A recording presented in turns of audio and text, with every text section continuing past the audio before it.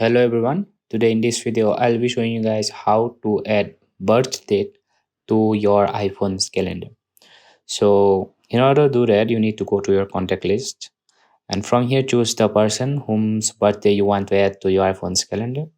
I'm choosing this person.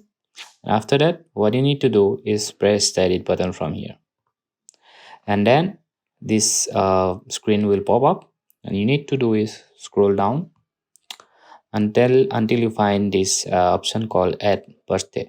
From here you need to press the plus button and from here you need to choose the birth date of that particular person. For example, I'm just randomly choosing 20 February 9. Okay, just leave it this just random. All right, after choosing the birth date you need to press the done button and the birthday will be set. As you can see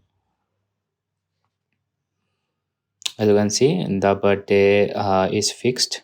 After that what you need to do is go to your calendars and then after that go to this icon.